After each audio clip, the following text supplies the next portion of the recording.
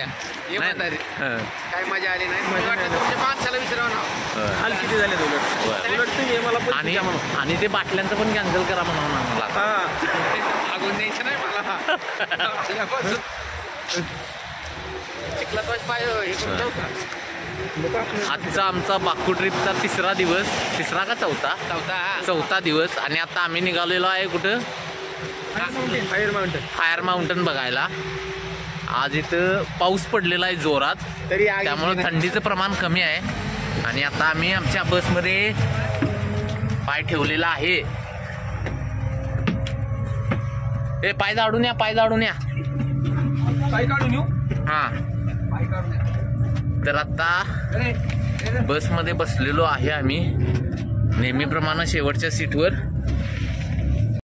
तर बाकू ट्रिपचा आजचा आमचा चौथा दिवस आहे आणि आता आम्ही निघालेलो आहोत फायर माउंटन बघायला. आज इथं सकाळी आम्हाला पावसाचं दर्शन झालं. पूर्ण वातावरण हे ओलचिंब झालेलं आहे त्यामुळे थंडीचं प्रमाण कमी आहे, वाऱ्याचं प्रमाण सुद्धा कमी आहे इतर 3 दिवसांच्या तुलनेत. आता बघूयात आजच्या दिवसाचा आपला हा प्रवास कसा होतोय तो.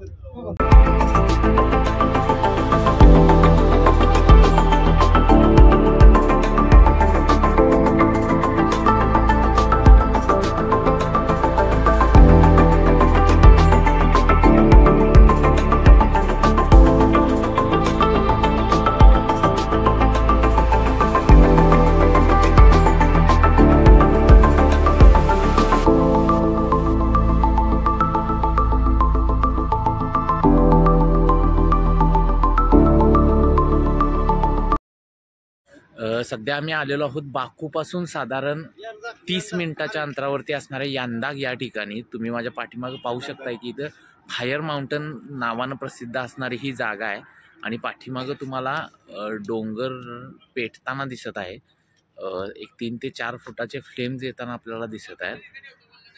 आज रात्रभर इथं पाऊस पडतोय तरीसुद्धा या फ्लेम इथं चालू आहेत आणि इथलं एक पर्यटकांसाठी एक महत्त्वाचं असं हे ठिकाण मानलं जातं.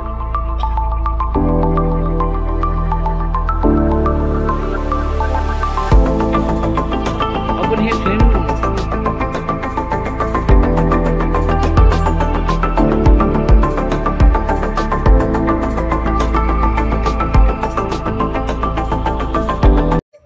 आता आपण जिथं फायर माउंटन आहे अशा ठिकाणी आहोत आणि पाठीमागं पाहू शकताय की कशा पद्धतीचा छोटासा आहे इथं डोंगर जळताना आपल्याला दिसतोय. यांचं म्हणणं आहे की गेले कित्येक वर्षापासून इथं ह्या अशा ज्वाला येत असतात आणि इथं त्यांनी ह्याचा एक टुरिस्ट स्पॉट तयार केला आहे. आता तुम्ही माझ्या पाठीमागं पाहू शकताय की समोर इथं डोंगर जळतोय आणि इथं बसण्यासाठी एक छोटंसं ओपन ऑडिटोरियम टाईप केलेलं आहे त्यांनी आणि या ठिकाणी सुद्धा येण्यासाठी त्याला तिकीट आहे.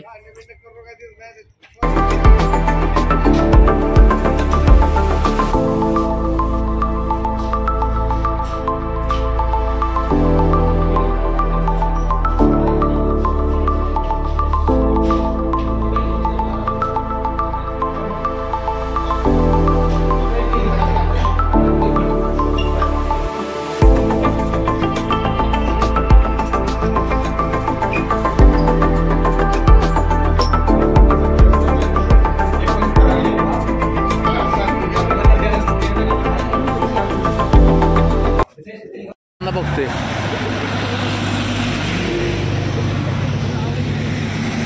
तुम्हाला की काहीतरी अशा गाड्या चालल्यात व्हिडिओ मध्ये आवाज येतो ना तरी. हो आता आम्ही फायर माउंटन बघून आमच्या बसकडे निघालेलो आहे. छोटासा रस्ता आहे पण इथं जोपर्यंत रेड सिग्नल लागत नाही तोपर्यंत आपण रस्ता क्रॉस करू शकत नाही.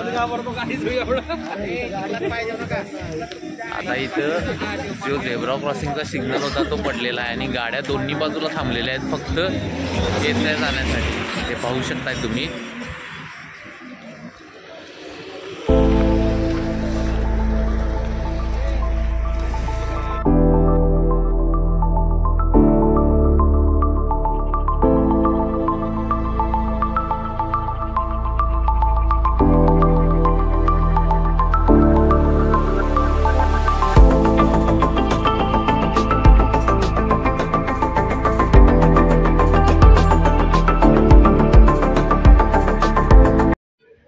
आता आम्ही अझरबैजान बाकूमधील आणखीन एका पर्यटन स्थळाच्या ठिकाणी आलेलो आहोत. त्याचं नाव आहे फायर टेम्पल, म्हणजे जळणारं मंदिर. तर इथं तुम्ही पाहू शकताय की हे मंदिर आहे आणि इथं छोट्या छोट्या 26 वेगवेगळ्या प्रकारच्या खोल्या आहेत.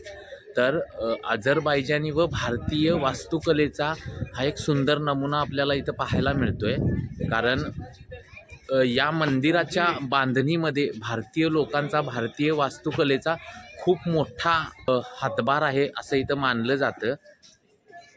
Was often called fire bed, fire temple. Okay? This temple is surrounded by 20. This temple is surrounded by 26 rooms with monks, fire worshippers, and there is the altar in the middle of temple. There are monks inside. We are inside, but there is 26. rooms. 26 rooms. 26 रूमच्या आतमध्ये तिथे Monks बसलेले आहेत. अजून फायरशिप म्हणजे they are worshipping, right? They are worshipping. Puja वगैरे. Okay, some historians debate on the construction date of this temple. They think that this temple was a Zoroastrian temple, which was built 6th century. But there is inscription over the gate. You can see inscription. There is the written. You will see one by one. I cannot see this inside. Okay. A bit back. I cannot see. So, inscription shows that this temple was built 17th, 18th century. Okay. 17 की 18 century मध्ये temple बनलं होतं तेव्हा. Okay. Then continue. So, this temple was built with the mixture of Azerbaijani and Indian architectural style. Indian Azerbaijani mix. Azerbaijani Indian architectural style. Shows that there is a long relationship With India. between two countries. हे temple आहे Indian अजून अझरबैजानचे लोक आहेत त्यांनी मिळून बनवलेलं आहे तेव्हा. In the Middle East. That time. त्यापासून संबंध चांगले आहेत.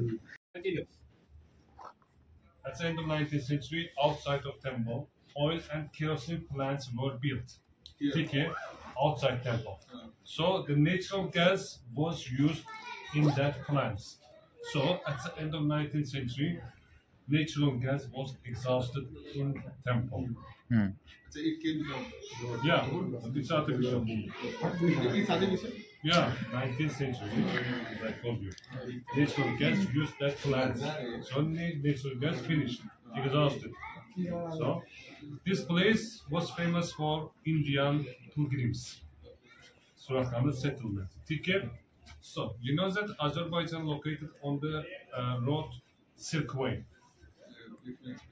So 19th सेंचुरी मध्ये बाहेर That in the Middle Age, the traders, merchants who visited Baku, they made their traditional temple, hammams, caravanserai, traditional, made and moved. But in 1880, that's the 19th century, the last Indian pilgrim left temple. Why? Because the natural gas exhausted. Since 1966, this temple was served as a museum. Okay?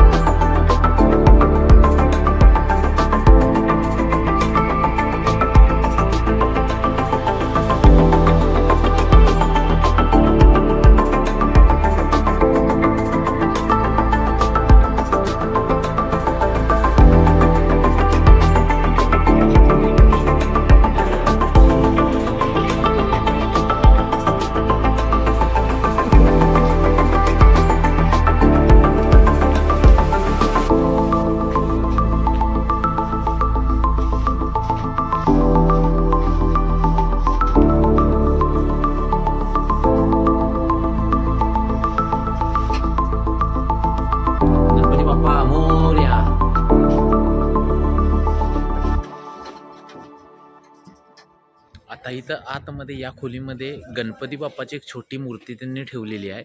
यावरूनच असं स्पष्ट होतं की बाबा खरोखरच भारतीय लोकांचा याच्या बांधणीमध्ये खूप मोठा सहभाग आहे.